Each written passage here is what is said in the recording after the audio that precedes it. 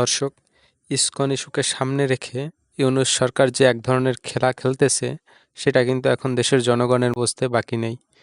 একথা কেন বলছি দর্শক? কিছুদিন আগে আপনারা প্রায়ই দেখে থাকবেন, আমাদের যত সমন্বয়ক বা উপদেষ্টা ছিলেন, তারা প্রত্যেকেই বলতেন যে আমাদের ঐক্য দরকার, রাজনৈতিক ঐক্য দরকার। তারা কিন্তু বুঝতে পেরেছে তাদের ভেতরে সেই আগের সমন্বয়কেরা আগে ডাক দিলে যেমন মানুষ রাস্তায় নেমে আসতো, সেই ঐক্যটা আর তাদের ভেতরে নেই। এখন এই ঐক্য দরকার, এই ঐক্যতাকে কাছে টানার জন্য ইসকন ইস্যুটাকে সরকার ইচ্ছাকৃতভাবে সামলে নিয়ে আসছে। ইসকন ইস্যুটাকে সরকার ইচ্ছাকৃতভাবে সামনে নিয়ে এসেছেন। আমাদের বাংলাদেশে অনেক মানুষ আছে যারা ভারত বিদ্বেষী বা হিন্দু বিদ্বেষী। ইসকনের ইস্যুটাকে যখন সামনে নিয়ে আসা হবে, তখন স্বাভাবিকভাবেই যারা ভারত বিদ্বেষী এবং হিন্দু বিদ্বেষী আছে, তারা এই সরকারকে সমর্থন জানাবে। এই খেলাটা খেলার জন্যই ইউনূস সরকার কিন্তু এই ইসকনের উপরে আক্রমণ করেছে। এখন ইউনূস সরকার এই খেলাটা কেন খেললো? কেন তাদের এই ঐক্যের দরকার হচ্ছে? দর্শক, আপনারা জানেন বাংলাদেশে কিছুদিন ধরেই আওয়ামী লীগকে নিষিদ্ধ করার একটা গুঞ্জন উঠেছিল এবং সেখানে বিভিন্ন রাজনৈতিক মতবাদ, বিভিন্ন ধরনের বিভিন্ন মতবাদ উঠেছিল। এখন এই আওয়ামী লীগকে যদি নিষিদ্ধ করতে হয়, তাহলে অবশ্যই বিভিন্ন রাজনৈতিক দলের সম্মতি দিতে হবে।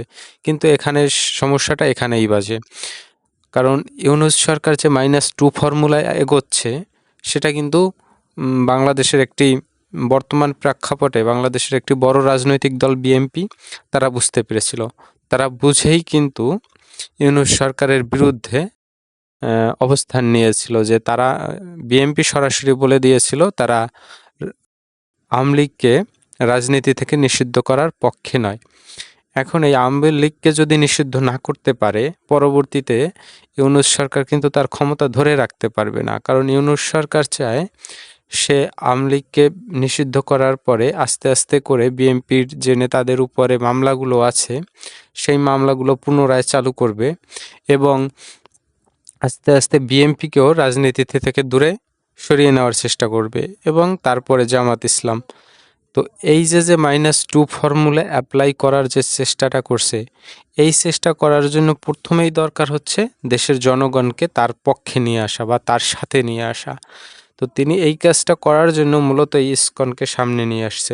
এই ইসকন ইস্যুতে দেশের মানুষের ভেতরে যে একটা বিদ্বেষ মনোভাব, ভারত বিদ্বেষ, হিন্দু বিদ্বেষ মনোভাব, এই বিদ্বেষী মনোভাবটাই কিন্তু তিনি কাজে লাগাতে চাচ্ছেন এবং সেটাতে কিন্তু অনেকটা তিনি সফল হয়েছেন বলতে পারেন। দেখা গেছে ইসকনের এই ইস্যুটাকে কেন্দ্র করে চট্টগ্রামে যখন আদালত প্রাঙ্গণে আপনার সংঘর্ষ হয়, সেই সংঘর্ষে একজন আইনজীবী মারা যায়, সেটাকে ইস্যু করে কিন্তু তারা কিন্তু সেই আগের যে একটা ঐক্য, সেই ঐক্যের কিছুটাতে ফিরে যেতে পেরেছে।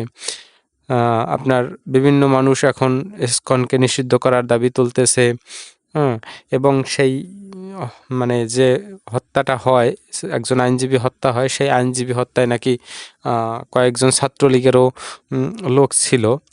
তো এই ব্যাপারটাই কিন্তু ইউনূস সরকার আসলে কিছুটা হলেও সফল হয়েছে এবং সে যে -2 ফর্মুলায় এগোতে চাচ্ছে, তার যে কয়েকটা পদক্ষেপ তিনি নিতেছেন, এটা কিন্তু এখন দেশের জনগণ বুঝতে শুরু করেছে। কিন্তু দর্শক, এখানে একটা সমস্যা বেঁধে গেছে, সেটা হচ্ছে এই ইসকনকে কেন্দ্র করে ভারত কিন্তু একটি বিবৃতি প্রদান করেছে এবং ভারতের এই বিবৃতি প্রদান করার ফলে কিন্তু সারা বিশ্বের মানুষ এবং বিশ্বের যে কয়টি দেশে ইসকনের প্রতিষ্ঠান আছে, তারা কিন্তু সবাই এই ইউনূস সরকারের বিরুদ্ধে আন্দোলনে নেমেছে। এখন এইখানে একটা ভারত বিবৃতি দেওয়ার পেছনে একটা কারণ আছে। যেমন মনে করেন বাংলাদেশে যে হিন্দুদের উপরে অত্যাচার বা ইসকনকে নিষিদ্ধ করা হয়, তাহলে কিন্তু এই ঘটনাটা ভারতে গিয়ে আছড়ে পড়বে, যেখানে সংখ্যাগুরু কিন্তু সনাতনী ধর্মাবলম্বীরা বা হিন্দুরা। তারা যদি কোনো এই বাংলাদেশের এই ঘটনাকে কেন্দ্র করে তারা যদি তাদের দেশের ভেতরে এদের উপরে যে এক ধরনের আক্রমণ বা সংঘর্ষে লিপ্ত হয়ে যায়, তখন কিন্তু ভারত অস্থিতিশীল হয়ে যাবে। যে কারণে তারা দ্রুতই চাচ্ছে এই সমস্যাটার সমাধান হোক। তাই ভারত তাদের পররাষ্ট্র মন্ত্রণালয় থেকে একটা বিবৃতি প্রদান করেছে এবং তারা এই ঘটনার সুষ্ঠু এবং দ্রুত সমাধান চাচ্ছে। এখন চিন্ময় কৃষ্ণের উপরে যে মামলা, সে রাষ্ট্রদ্রোহী মামলাটা করা হয়েছে যে পতাকা অবমাননার। কিন্তু দর্শক, আপনারা দেখবেন বাংলাদেশের কিন্তু অনেক অনেক ভিডিও ক্লিপ আছে যেখানে পতাকার উপরে দাঁড়িয়ে নামাজ পড়া হয়। নামাজ পড়াটা মুসলমানদের একটি ধর্মীয় রীতিনীতি, সেটা করাই যেতে পারে এবং সেটা তারা করতেই পারে, সেটা নিয়ে কথা বলার তো কোনো প্রয়োজনীয়তা নাই আমি মনে করি। কিন্তু যেখানে পতাকার উপরে অবস্থান করা হয় মানুষের বা পায়ের নিচে রাখা হয়, সেটা যদি রাষ্ট্রদ্রোহী মামলা না হয়, তাহলে পতাকার সাথে আরেকটি পতাকা, মানে ইসকনের যে গেরুয়া পতাকা, সেই পতাকাটা বাঁধা কি করে রাষ্ট্রদ্রোহী মামলা হতে পারে? এবং এই মামলাটা যে করেছিলেন তিনি কিন্তু বিএনপির একজন নেতা ছিলেন। তো তাকে কিন্তু আবার বিএনপি তাদের দল থেকে বহিষ্কার করা হয়েছে। কেন বহিষ্কার করেছিল? কারণ বিএনপি বুঝতে পেরেছিল যে এটা একটা খুবই সেন্সিটিভ বিষয়। এই সেন্সিটিভ বিষয় নিয়ে হিন্দু এবং মুসলমানদের ভেতরে এক ধরনের বিভেদ সৃষ্টি হতে পারে এবং সেইটা একটা সংঘর্ষ হতে পারে। তাই তারা কিন্তু আগে থেকেই বুঝতে পেরে তারা কিন্তু সেই নেতাকে দল থেকে বহিষ্কার করেছিল। এবং দর্শক, ইসকনকে যে নিষিদ্ধ করার ব্যাপারে হাইকোর্টে যে রিট হয়েছিল, হাইকোর্ট কিন্তু সেখানে স্পষ্টভাবে জানিয়ে দিয়েছে যে এটা সরকারের সিদ্ধান্ত। এখানে হাইকোর্ট কিন্তু কোনো সিদ্ধান্ত বা হাইকোর্টের কোনো মতামত দেওয়ার এখতিয়ার নাই। এখন এটা ভারতের যে বিবৃতির পরে যে এটা ব্যাপারটা একটু নমনীয়তার দিকে এগিয়েছে, সেটা কিন্তু আমাদের বুঝতে বাকি নাই। ইতিমধ্যেই দর্শক দেখবেন এই ব্যাপারটাকে কেন্দ্র করে ভারত বাংলাদেশের বিরুদ্ধে অবস্থান নিয়েছে, এইটা কিন্তু স্পষ্ট। এবং যার ফলে কিন্তু এইটা আপনার বাণিজ্যিক হোক, রাষ্ট্রীয় সম্পর্ক হোক, সব দিক থেকেই একটা প্রভাব পড়তে যাচ্ছে। এবং ভারতীয় বিভিন্ন গণমাধ্যম বলতেছে যে বাংলাদেশের সাথে বাণিজ্যিক সম্পর্ক এখনই বিচ্ছিন্ন করা হোক, এরকম একটা আওয়াজ কিন্তু তুলতেছে। দর্শক, সেই ঘটনা যদি ঘটে যায়, বাংলাদেশের সাথে যদি ভারত বাণিজ্যিক সম্পর্ক বিচ্ছিন্ন করে ফেলে, তাহলে কিন্তু আমরা অভুক্ত অবস্থায় থাকব। এবং আরেকটা জিনিস বলে রাখি দর্শক, আমেরিকার ডোনাল্ড ট্রাম্প সরকারের যে গোয়েন্দা প্রধান তুলসী গেবার্ট, তিনি কিন্তু একজন ইসকনের সদস্য। সেই দিক থেকে কিন্তু যদি ইসকনকে বাংলাদেশে নিষিদ্ধ করা হয়, সেই দিক থেকে যে ইউনূস সরকার আরও বেশি চাপে পড়ে যাবে এবং বাংলাদেশের পক্ষে যে ডোনাল্ড ট্রাম্প সরকার অবস্থান করবে, সেটাও কিন্তু এখন স্পষ্ট। দর্শক, ভারতীয় বিভিন্ন সংবাদ মাধ্যম একটা খবর প্রকাশ করেছে, সেটা হচ্ছে হিন্দুদের নিরাপত্তা সুনিশ্চিত করার দাবি জানিয়েছেন শেখ হাসিনা।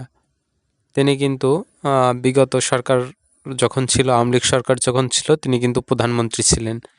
তো তিনি যখন হিন্দুদের নিরাপত্তা সুনিশ্চিত করার দাবি জানিয়েছেন, তো সেক্ষেত্রে আমাদের দেশে যারা আওয়ামী লীগ সরকারের সাপোর্ট করে বা আওয়ামী লীগ সরকারের যে ভোটাররা আছে, 35% বলেন বা 30% যাই বলেন না কেন, তারা কিন্তু সবাই এখন শেখ হাসিনার এই দাবিটাকে কিন্তু অবশ্যই প্রাধান্য দিবেন। এবং শেখ হাসিনা যে দাবি করেছেন যে চিন্ময় প্রভুর মুক্তি দিতেই হবে, এটা কিন্তু আমাদের দেশেও এক ধরনের বড় প্রভাব পড়তে যাচ্ছে।